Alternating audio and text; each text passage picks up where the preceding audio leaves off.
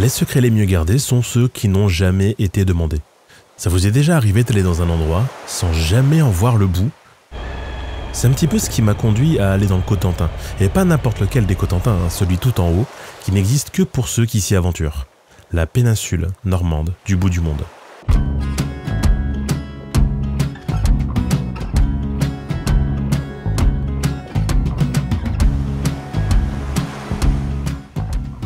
Certains d'entre vous le savent plus que d'autres, moi j'adore la Normandie. J'y ai fait plusieurs de mes armes entre Fécamp, Étretat, Veules-les-Roses, le Pays d'Auge, le Pays de Bray, le Pays de Caux, le Marais Vernier. Et surtout Caen, terre de nombreux de mes amis motards qui se comptent sur les doigts de deux mains. Mais c'est comme tous eux qui ont quitté la ville au sang clocher pour aller goûter au soleil infini de la côte niçoise. Et ben moi j'ai décidé d'y retourner pour aller percer l'un des plus beaux secrets de la Normandie. Qu'est-ce qu'il y a derrière Caen ?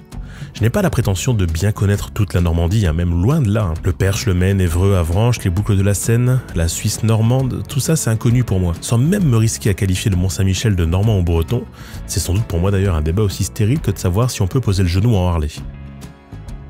Mais encore plus mystérieux que ce dédale de bocages et de rivières, il y a bien un endroit qui m'a intrigué plus qu'autre chose.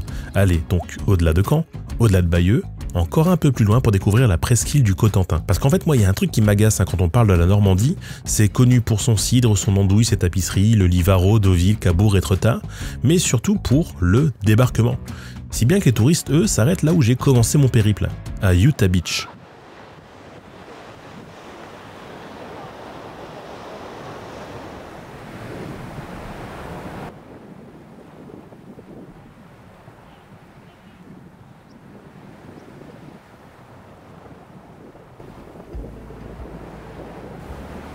Bon, tu sais que j'ai aucun problème avec l'histoire, bien au contraire, c'est même un domaine que j'apprécie plutôt bien, puisque ma première vidéo sur la Normandie, c'était pour vivre ce débarquement avec mon Ténéré 660. Mais tout le monde s'arrête à Utah Beach, Sainte-Mère-Église et son parachutiste qui a fait la renommée du village, à Sainte-Marie-du-Mont et ses mémoriaux, les batteries, les blocos, tout ça pour comprendre et vivre le D-Day.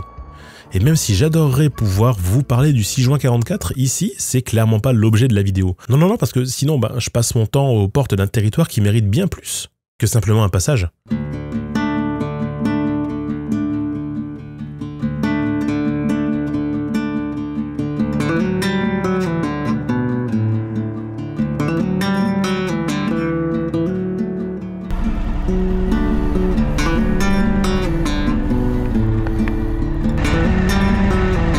C'est très beau.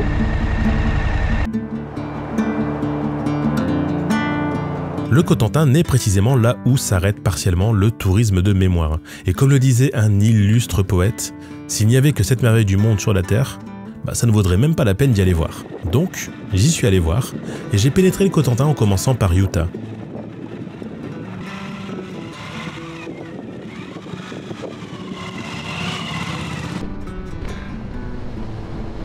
Et j'ai monté si haut que j'ai découvert quelque chose d'insoupçonné. Un petit bout d'ailleurs en France. Et c'est précisément pour ça que j'ai choisi la presqu'île du Cotentin. C'est pour voyager à l'étranger, tout en étant en France. Je voulais voir la petite Irlande, les murets, les maisons grises, la palette de couleurs, les moutons, la pluie, puis le beau temps.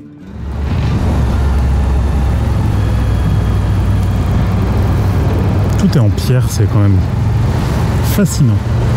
Mais je te parle de presqu'île du Cotentin comme une île étrange et étrangère alors qu'elle est attachée à la France. Et même pas qu'un peu. Alors pourquoi? Tout simplement parce qu'ici, tout est tellement différent que ça mérite un peu de contexte. Je me suis attaché au tiers nord du département de la Manche, plus précisément entre la baie d'Évé et Barneville-Carteret, même un peu plus haut que Barneville-Carteret, on va dire même Flamanville. Quand on descend un peu plus bas à Leucé, on obtenait là la frontière officielle de l'île du Cotentin. Les marais de la Douve ont créé un bras de mer qu'il a fallu réguler grâce à d'importantes portes à flot. Mais malgré tout, quand les marais sont inondés, le Cotentin entouré d'eau reprend les traits d'une île. C'est la première chose que j'ai découverte ici, surtout du côté de Beuzeville-la-Bastille, le marais blanc du Cotentin. Blanc parce qu'il y pleut tellement en automne et en hiver que les pâtures s'engorgent d'eau pour former une énorme étendue d'eau bleue qui blanchit avec le froid. Une crue saisonnière naturelle qui redonne alors au territoire son rang de presqu'île.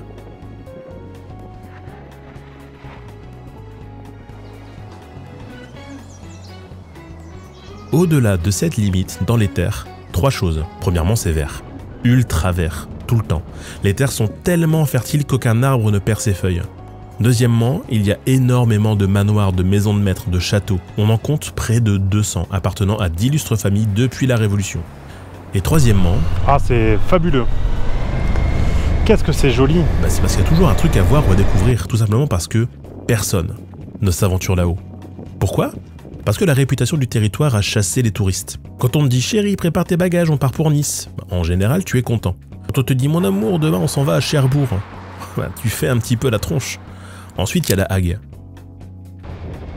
Quand tu aperçois la Hague pour la première fois, tu ne vois pas la Hague, mais une énorme usine de 300 hectares, un nombre incalculable de cheminées, de bâtiments, de travailleurs aussi, près de 5000 personnes de la région qui bossent ici. Un peu plus bas, t'as Flamanville, son EPR, sa centrale nucléaire. Bref, à eux trois, ils forment le démon à 3 têtes du Cotentin qui donne beaucoup de mal au département pour favoriser le tourisme. Au-delà de Cherbourg, qui est très sincèrement la plus grande ville du coin, de très loin, aucune autre ville du Cotentin ne dépasse les 10 000 habitants. Excepté la Hague. Ensuite, excepté Valognes, Saint-Sauveur et Bricbec en Cotentin, aucune autre ville ne dépasse les 3000 habitants. On est alors plus proche même des bourgs à 200 ou 300 âmes, et c'est ouf parce qu'on a le sentiment d'un très grand tissu de tout plein de tout petits villages alors que ce ne sont que des hameaux endormis. On regarde un petit peu, là je suis au Moulin de Marie-Ravenel, c'est l'un des lieux les plus touristiques du Cotentin, enfin de ce que j'avais pu comprendre. On est samedi 15h et je n'ai croisé personne pour découvrir le lieu de vie de l'une des poétesses normandes les plus illustres. Le paysage semblait aussi désert et vide que le reste. C'est simple, pendant mes 4 jours sur place, au guidon de ma Vestrom 1050 prêtée par l'équipe France de Suzuki, je n'ai pas croisé un seul touriste. Pas un promeneur français, pas un désireux découvrir le haut de la Normandie. Bon, en même temps, visiter le Cotentin, déjà c'est une aventure. En novembre, encore plus. Sous la pluie, une semaine avant, une tempête prévue depuis 1 mois, encore moins. Qu'à cela ne tienne, j'ai pu alors m'expérimenter à découvrir la force tranquille du Vestrom qui m'aura bien épaulé pendant mes longues heures de déambulation sur nationale, autoroute et sur les petites routes, sans jamais broncher. Une véritable voyageur au cœur puissant qui sait se montrer bien plus souvent sage que rageuse, avec l'irrémédiable envie de me faire découvrir ce petit bout d'Angleterre en France. Sur plus de 1500 km en 4 jours, j'aurais tout apprécié du Vestrom. Sa bulle haute, son bon niveau de protection et de confort, son dynamisme à rude épreuve et sa capacité à être un véritable chameau, prêt à transporter des kilos de matos et de bidoches. Un quasi sans faute cette moto, pour se concentrer sur l'essentiel. Ce que je suis venu chercher là-haut, sur cette péninsule du bout du monde, de l'insolite.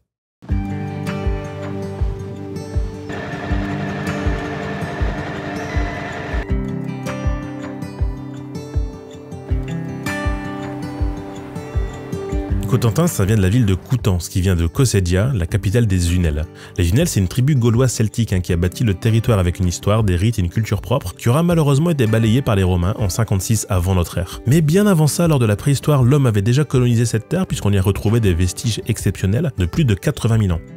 Empreintes de pas, de mains, pattes d'animaux, plumes et oiseaux. Ces vestiges, c'est sur un seul site, celui du Rosel, l'un des plus grands sites d'interprétation de la préhistoire en Europe. Mais aussi tout autour de nombreux vestiges à découvert, tels sites rituels comme le site des pierres Pouclé à Vauville, qui daterait alors de 4500 avant Jésus-Christ.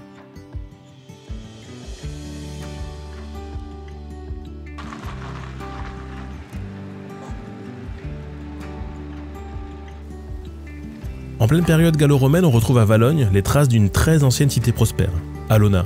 Connu pour ses termes antiques, son théâtre et son sanctuaire, ici vivaient 3 à 4 000 habitants sur une vingtaine d'hectares. Idéalement situé entre Cherbourg et Coutances, Alona est devenue Valogne et sera un centre historique pour comprendre comment vivaient les gens de l'époque gallo-romaine, qui aura fait rayonner tout son savoir-faire sur plus de 350 ans.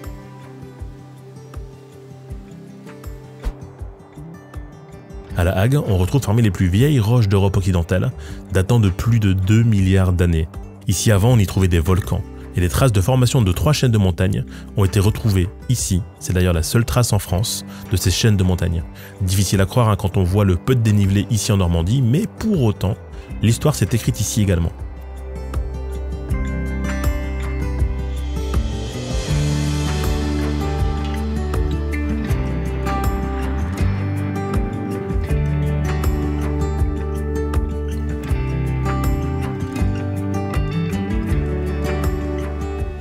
Mais pourquoi ce pays ne ressemble à aucun autre? Parce que, en fait, tant de peuples se sont installés ici qu'ils y ont laissé une culture et une histoire propre. D'abord les Vikings, oui. Les Vikings.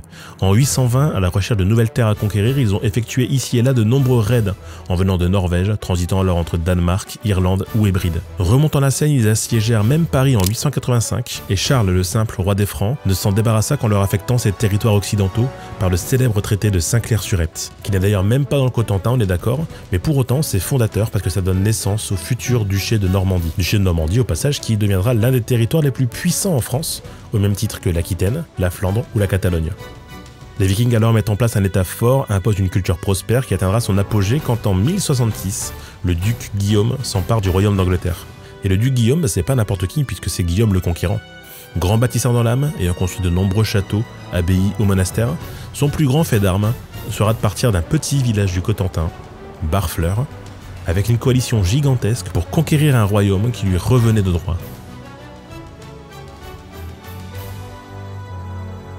En face de lui, Harold, le frère du roi défunt, Édouard le Confesseur. En 1066, il régna donc sur la Normandie et sur l'Angleterre, important avec lui de nombreux évêques et notables de l'époque pour imposer en Angleterre un style purement normand.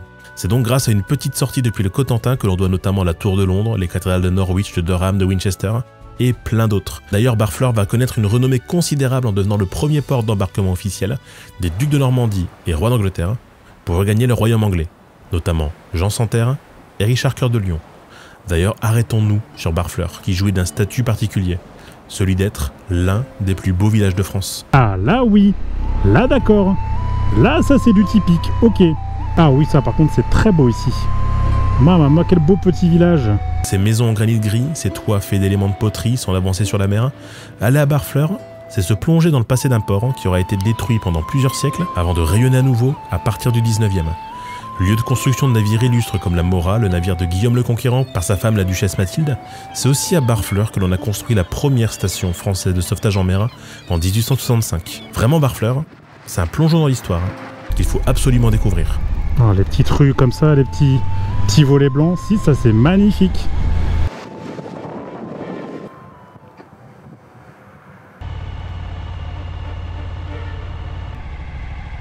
Pendant près de 150 ans, Normandie et Angleterre ont donc destin liés. En 1204, la Normandie est rattachée au royaume de France et au XIVe siècle, Barfleur est détruite par des troupes d'Édouard III, venu alors reprendre la Normandie à la France.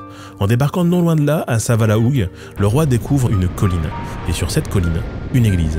Et je crois que vous n'imaginez même pas l'importance de ce lieu-là qui est en face de nous.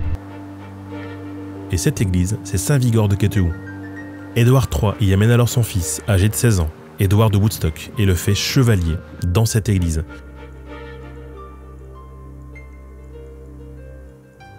Ce jeune guerrier, c'est le Prince Noir, illustre chevalier qui ira remonter la Normandie, puis la Picardie, afin de se rendre en 1346 sur le site de Crécy en Ponthieu. Nous vivons donc alors là, le début de la guerre de Cent Ans, qui part donc du Cotentin. La guerre de Cent Ans qui aura mis fin à l'essor de la Normandie et accumulera les ruines au milieu du XIVe siècle, et via alors de nombreux Normands collaborer avec l'anglais, redevenu maître de la province. Il y a donc ici une forte présence anglaise qui viendra se mixer avec l'histoire de la France, avec la culture celte puis le patrimoine viking, un véritable melting pot de tradition qui donnera au Cotentin ce côté unique. On ajoute à ça une période de détente jusqu'en 1944, venant leur faire bâtir châteaux, manoirs, pâturages. Et on se rend compte de toute la vie qu'il y a eu ici, depuis plusieurs centaines de milliers d'années jusqu'à nos jours. C'est fantastique. Ça, cette vue-là, c'est fantastique. C'est pile poil ce que je recherchais.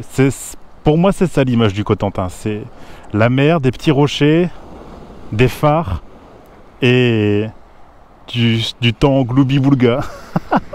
Entre soleil, nuages voilés ici, de la verdure, c'est magnifique. C'est magnifique. Cette région est magnifique. Franchement, c'est juste magnifique. Et des gens y rêveraient pour faire ce que je fais là. Ah là là. Il faut faire tout ça. Il faut voyager. Hein.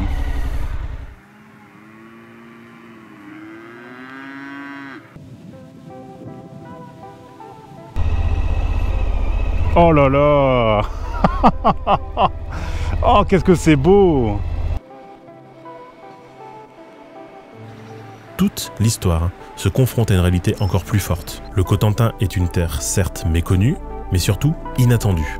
Et encore là, on n'a parlé que d'histoire. Si on parlait un peu de paysage.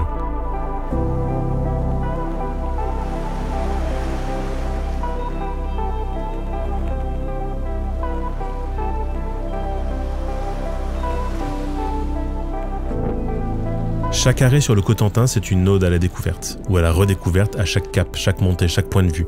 Là où tout le monde pense que le Cotentin c'est comme la Manche, c'est comme la Normandie, à savoir pluie, matin, midi et soir sans discontinuer, et ben moi je leur dirais, c'est plutôt pluie que le matin. Parce qu'ici le temps change tout le temps. Il n'y a pas une journée où on peut vivre les 4 saisons, entre grêle, pluie fine, soleil, éclaircie, inondation, brume, re-soleil. Tout est fait pour découvrir chaque paysage, à chaque temps. S'il n'y avait pas de pluie en Normandie, ce serait pas vraiment la Normandie. Loin de moi de m'essayer à me risquer à faire de la poésie du Cotentin, mais la poésie c'est le plus beau surnom que l'on donne à la vie ici. Au-delà même de cette diversité de paysages entre côtes sauvages et vues panoramiques, falaises abruptes et plages de sable doré, monts intérieurs et étendues de forêt, de bocage et de pâturage, c'est surtout la palette de toutes les couleurs qui m'a bouleversé. C'est beau ce granit rose là. C'est magnifique. Au-delà du bleu de la mer et du vert des terres, je n'ai jamais vu autant de couleurs sur un petit territoire. Le sable finement doré se transformant alors en sable rose par endroits, puis sable noir, venant coïncider avec les bruyères mauves et pourpres, elles-mêmes s'entremêlant avec le gris des maisons et surtout le beige rosé du ciel du matin et l'orangé du ciel couchant. Toutes les couleurs du monde se retrouvent dans le Cotentin. D'ailleurs regarde, phare de Gatteville, deuxième plus grand phare de France et même d'Europe, construit en granit rose et haut de 77 mètres.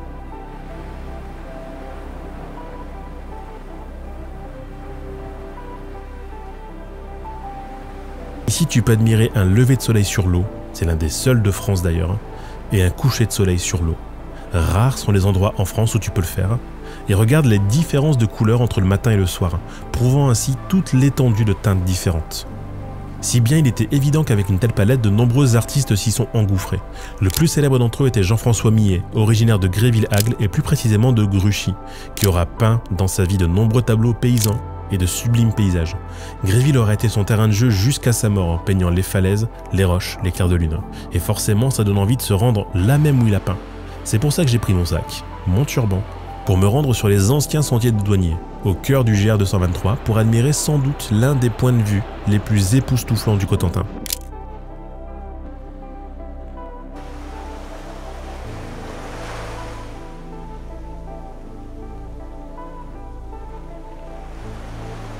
Castel Vendon, éperon de granit entouré de ravins qui se méritent et qui donnent toutes ses lettres de noblesse aux côtes du Cotentin, parce que oui, on n'a même pas encore réellement parlé des différents caps, îles, anses et falaises du Cotentin sont en fait la réelle merveille du département.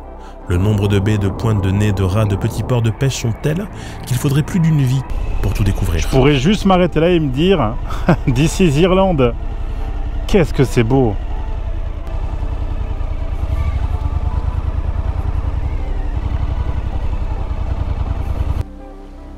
Chaque pointe a été colonisée par des batteries, comme ici à Cacré, où siègent les vestiges d'un immense complexe qui aura servi à protéger la côte des invasions alliées lors de la Seconde Guerre mondiale.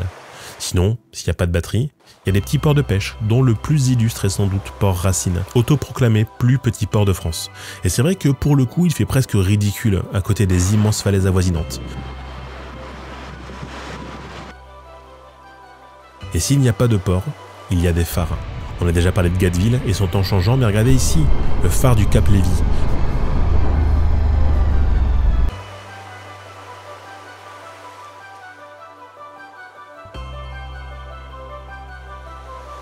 Beaucoup plus petit que son homologue, distant de quelques kilomètres, il n'en reste pas moins impressionnant, avec ses 28 mètres de haut et sa géométrie parfaite. À proximité de ce phare au passage, un fort, le fort du Cap Lévy, qui est le dernier fort napoléonien du Cotentin. On peut même y dormir ou profiter non loin de là des couleurs changeantes d'un paysage aussi unique que sauvage.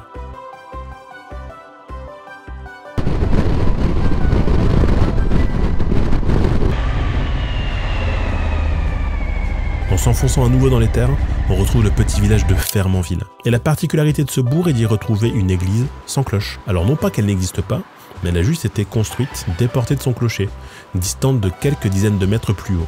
Mais moi, c'est pas tant pour ça que je me suis intéressé à Fermanville.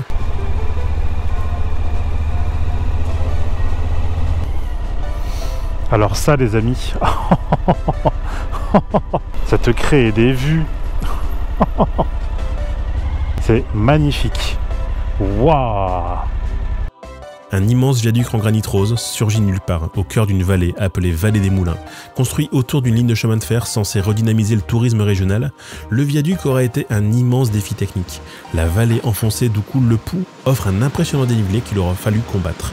Cette ligne aurait nécessité 2 ans de travaux et aura un petit sobriquet, le Tuvac. Parce que les trains traversant cette ligne tuaient très souvent des vaches un peu trop aventureuses. Sans doute l'une de mes plus belles découvertes en Cotentin, avec ce qui surgit à côté comme étant l'un des points de passage obligatoires pour tout motard routard. Oh, c'est exceptionnel. Il y a des points de vue à chaque virage. Bienvenue dans l'Anse du Bric, vers Cherbourg. Un trésor en France, les amis. Mais ouais, ça surfe. Ah ouais, c'est un vrai spot de surf comme ça. À partir de là, le paysage change radicalement. On passe du bleu et du vert au pourpre des bruyères. Du haut de Maupertuis-sur-Mer, un point de vue fantastique se dresse en direction de Cherbourg, d'où l'on voit la plus grande rade artificielle du monde. De l'autre côté, une activité assez insolite, celle du surf. L'Anse du Bric est sans doute l'un des seuls spots de la région où on peut y faire du surf. Protégé du vent mais avec une très belle entrée maritime, les amoureux des planches s'y retrouvent pour profiter des vagues formées naturellement ici. Petite pause.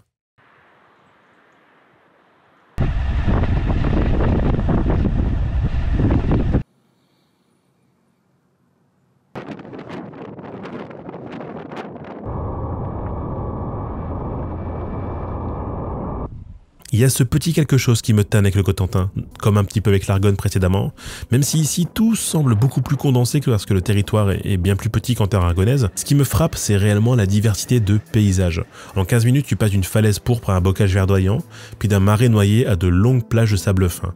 Il faut comprendre ici, un peu, comment les paysages sont formés autour de Cherbourg.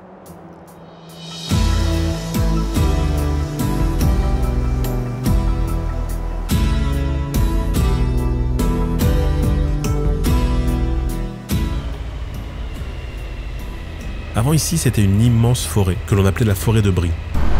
C'est magnifique. En fait, on ne se rend pas compte parce que là, on voit évidemment que des bocages, des manoirs, etc. Mais tout a été défriché forcément parce qu'il fallait chauffer la population. Mais avant ici, c'était une forêt gigantesque. Dans cette grande étendue de feuillus se dressaient de nombreux sites rituels qui auront disparu avec le temps, comme ici les petites et grosses roches à proximité des petites villes de la presqu'île, notamment Bricbec en Cotentin.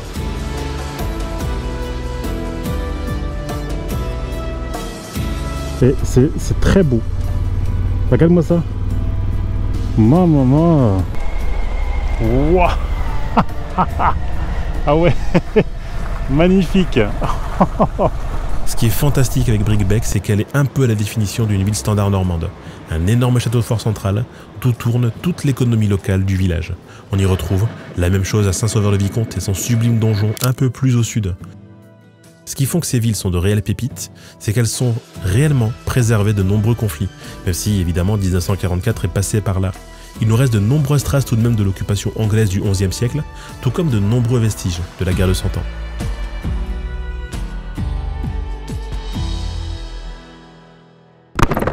Tu veux que je te dise, moi, ce qui me fascine, c'est que personne vient là. C'est le constat que je fais de manière générale, c'est que, hormis les lieux très touristiques, personne ne vient. C'est vide. Il n'y a pas de touristes, alors que les lieux sont juste... c'est pépites. Mais personne ne vient.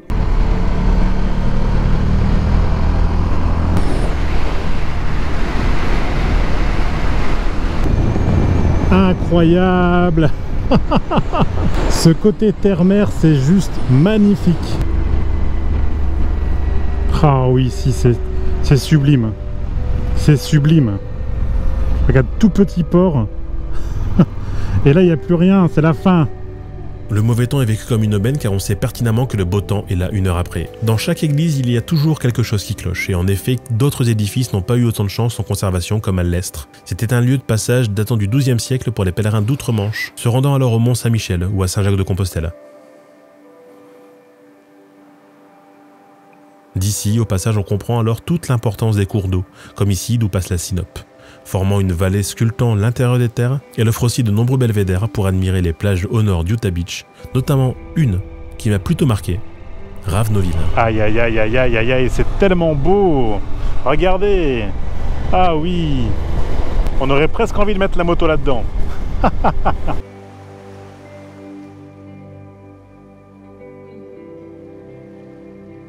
Si tu connais les petites cayunes du nord de la France, de Berck-à-Cayeux, de Malo-les-Bains, alors le paysage de Ravenonville ne va pas te sembler si différent. À la différence près qu'ici, elles sont en béton plutôt qu'en bois. Pour fournir des résidences secondaires avec vue face à la mer, on peut difficilement rêver mieux pour se prélasser.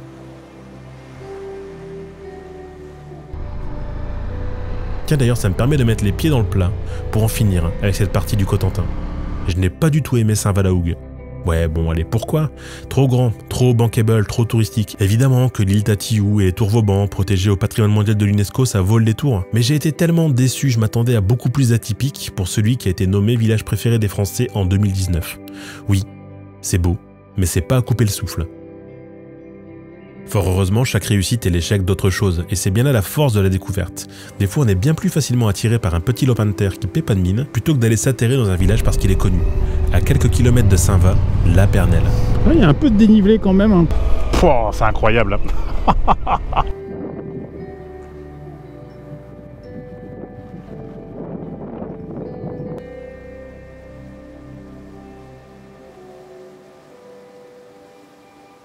« 123 mètres d'altitude. Sans doute l'une des vues sur le paysage alentour la plus atypique, car tu y vois du phare de Gatteville aux plages du débarquement en vue panoramique. Je te l'avais dit, hein, pour moi, l'aventure c'est au bout de la rue. Et des aventures ici, c'est pas ce qui manque.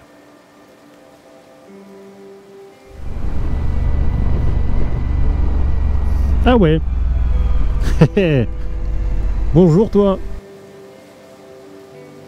En te perdant bien plus au sud de la presqu'île, tu peux y découvrir un moulin. Bon, les moulins, c'est pas ouf pour certains, mais perso, j'adore les moulins.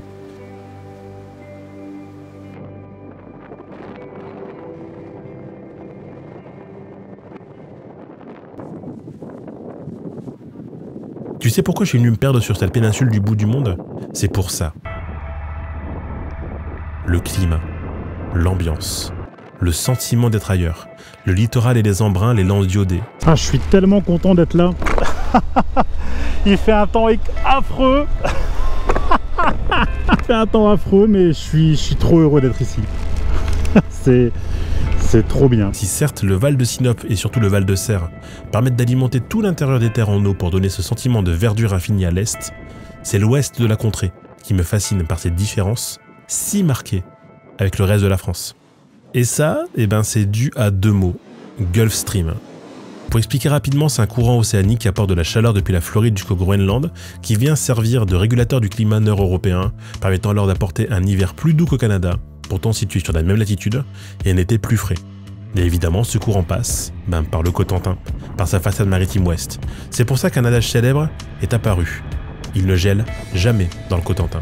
Hiver d'une remarquable douceur et été très agréable au niveau des températures, loin des dernières canicules. Et cela favoriserait les landes, les plaines humides et surtout de magnifiques jardins remplis d'arbres exotiques.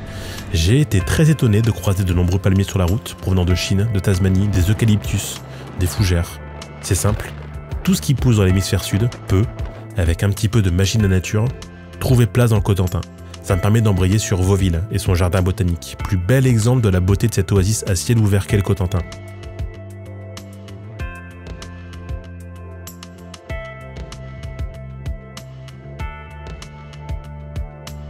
Tiens, au passage, prenons un peu de hauteur. On voit bien les îles anglaises ici. Hein. Alderney qui est tout là-bas, Guernesey qui est là, et Jersey qui est au bout là-bas. C'est vraiment très très beau. Encore un panorama, mais celui-là permet d'embrayer sur la dernière partie de la vidéo. Oh qu'on est haut. C'est lunaire comme paysage. C'est fabuleux.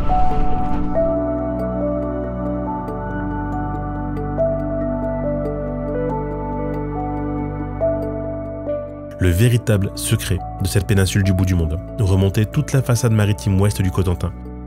Hélas non, je ne serais pas descendu plus bas que Vauville et j'aurais encore loupé des destinations qui me seront réservées pour plus tard dans ma vie de motard baroudeur. A bientôt la Roche à Coucou, l'Anse du Cioto, l'église de Carteret, le Cap du Rosel, les dunes d'Attainville, Port-Bail, Saint-Germain-sur-Ailly.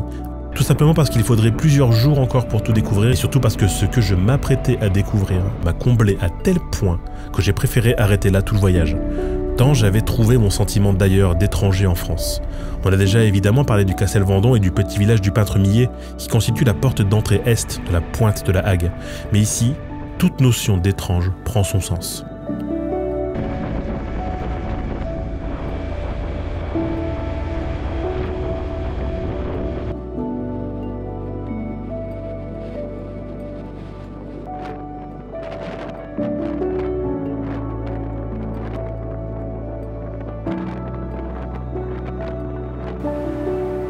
« 10 km séparent le Castel-Vendôme de Vauville et les paysages sont déjà très différents. L'anse de Vauville et les dunes de Biville à perte de vue permettent de comprendre à quel point l'endroit est balayé par les vents, les pluies et les courants. Vauville est aussi l'exemple de la ville Gulf Stream par excellence, avec de nombreuses espèces de végétation qui sont ici luxuriantes et prolifiques. Le petit fort de Vauville permet également de se rendre compte qu'on n'a pas toujours été dans un havre de paix. Remontez dans le temps pour découvrir l'endroit des pierres bouclées, dans la lande du Val-Ficot, où rituels anciens et premières civilisations côtoient juste à côté l'affleurement de Vauville, qui permet de comprendre à lui seul la richesse géologique de cet endroit de France, d'où datent des formations de schiste de plus de 500 millions d'années. Face à un tel spectacle, je t'avoue, je me sens vraiment petit. Petit comme le nom d'ailleurs du village d'Aumonville, un lieu que si pour toi ne relève de rien d'autre que de l'anonyme, pour moi il revêt d'une importance capitale.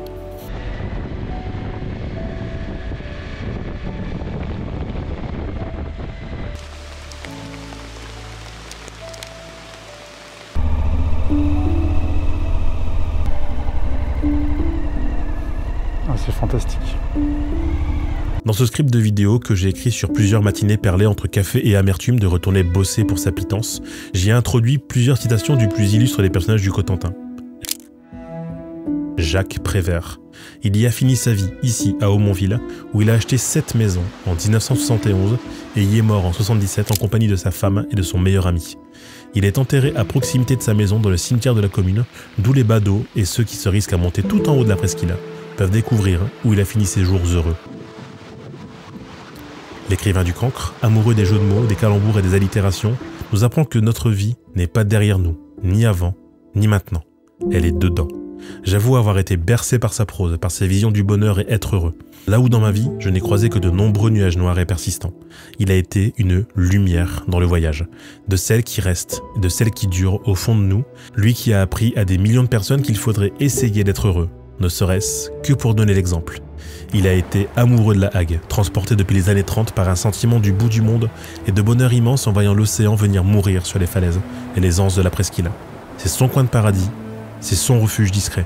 Cette maison et son jardin, empreints de l'émotion du poète, reflètent tout l'amour d'un simple étranger au Cotentin. Il aura d'ailleurs bien résumé mon sentiment du voyage. Le Cotentin, c'est un pays composé de petites routes étroites qui mènent nulle part et partout. Le véritable bout du monde commence ici pour moi, là où s'est finie la vie de Prévert, enterré aux côtés de sa femme et de son meilleur ami.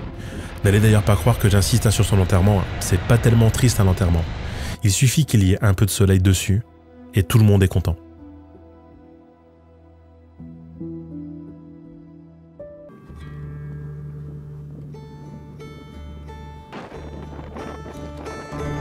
Et si on terminait d'aller au bout du monde, il ne reste plus beaucoup de destinations possibles après la demeure de Prévert. Au nord, l'Anse-Saint-Martin, Saint-Germain-des-Vaux et Aubervilliers, qui constituent l'ultime rempart de civilisation avant la vraie fin du Cotentin. Voilà, ça c'est la France que j'aime. Celle qui me surprendra toujours. C'est exceptionnel. Je suis perdu au bout du monde, là où je voulais être, exactement à l'endroit précis où je voulais être. Le nez Bayard tout là-haut constitue le point le plus haut du Cotentin, avec son phare évidemment, qui signale le Raz Blanchard, l'un des courants, si ce n'est le courant le plus puissant d'Europe. On y découvre alors ce que j'étais venu chercher, les petits murets, les landes et les bruyères, les moutons. Ici nous ne sommes plus en France, c'est la petite Irlande, un bout d'ailleurs, et jamais je me suis autant senti étranger sans jamais avoir quitté la France. En face de moi, les 2 derniers lieux que je suis venu voir en priorité.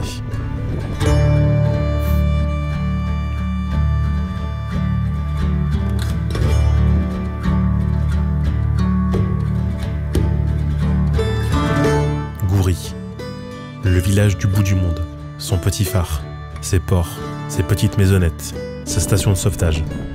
Ici, les images valent 1000 mots. Ici, c'est ailleurs, et ailleurs, c'est ici.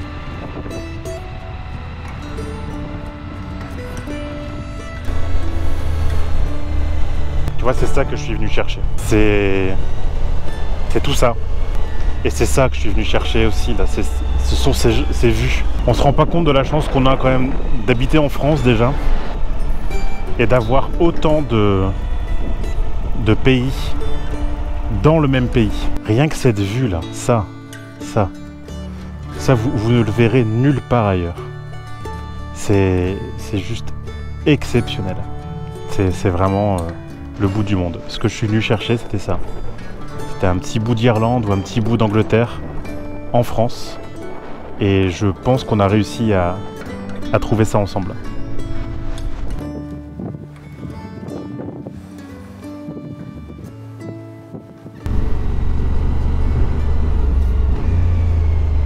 Oh là là là là là là.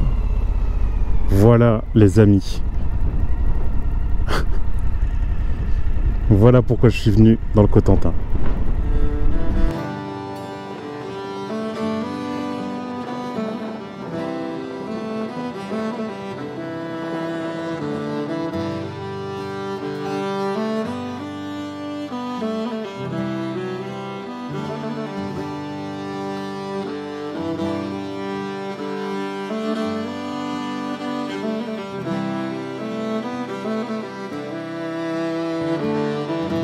Tout le Cotentin aura sublimé ma vision du voyage. Comme le disait cet illustre poète, s'il n'y avait que 7 merveilles du monde sur la terre, ça ne vaudrait même pas la peine d'y aller voir. J'y suis allé voir et je suis reparti avec le sentiment d'avoir découvert un autre monde, une autre France, perdue entre traditions celtiques, normandes et anglaises, mais aussi forte d'une histoire riche et préservée malgré la Seconde Guerre mondiale. La presqu'île du Cotentin, ce sont des couleurs, une palette riche qui ne se trouve nulle part ailleurs en France. Des saveurs, des histoires, des richesses patrimoniales qui incitent au secret. Et je pense en fait à comprendre pourquoi aucun touriste ne se rend dans le Cotentin. C'est parce qu'en fait ils y vont, mais ils gardent le secret pour laisser la vie au lieu. Tout ici incite à la découverte. C'est comme pousser une porte et découvrir un lieu fermé depuis des siècles. Passer les marais, Utah Beach et les plages du débarquement, c'est un autre monde que l'on découvre, percé par les vents. Les levées et couchers de soleil sur les falaises et les caps, ce sont des paysages, des plages de galets, des petits ports perdus, de l'aube au crépuscule. Le Cotentin, ça invite les voyageurs à découvrir chaque recoin. Jamais je n'ai été déçu. Jamais je n'ai eu envie de rentrer. Le Cotentin, c'est le seul territoire en France métropolitaine où vous pourrez contempler un lever de soleil à l'horizon. Et pour profiter de ces levées et couchers de soleil, de ces palmiers, de ces couleurs, il faut cependant se rendre compte de la fragilité du territoire qui a depuis des millions d'années été bercé par le Gulf Stream. Tout est fragile. Le Gulf Stream perd en intensité. En cause, la montée des eaux due au dérèglement climatique. L'eau douce des glaciers, plus dense que l'eau de mer, freine le courant océanique et donne des hivers plus chauds encore. Au contraire, permettrait à terme de donner des hivers beaucoup plus frais et des étés beaucoup plus chauds. On ne sait pas réellement bien. Balayé par les vents et les tempêtes, 3 jours après mon arrivée, Ciarán a déferlé sur les côtes. À la fin de mon périple, vers Écalgrin et Vauville, les vents dépassaient déjà les 110 km/h. C'était 150, 3 jours après. Certains palmiers se sont couchés, certaines maisons en granit gris se sont effondrées. Certaines falaises se sont affleurées, certains bocages ont plus blanchi qu'à l'accoutumée, certains bateaux ont perdu leur voile. Certaines réalités sont toujours plus difficiles à comprendre que d'autres, mais la réalité ici, c'est que toute la magie de cette nature prolifique peut vaciller en quelques années. On aimerait toujours que tout reste beau et que tout reste joli. Pour moi, s'il fallait éviter une chose dans le Cotentin, c'est qu'il gèle dans ce pays, parce que le Cotentin aura réussi, à terme, à réveiller en moi un soleil enfoui qui ne demandait qu'une seule chose, se lever et faire rayonner ses envies d'ailleurs.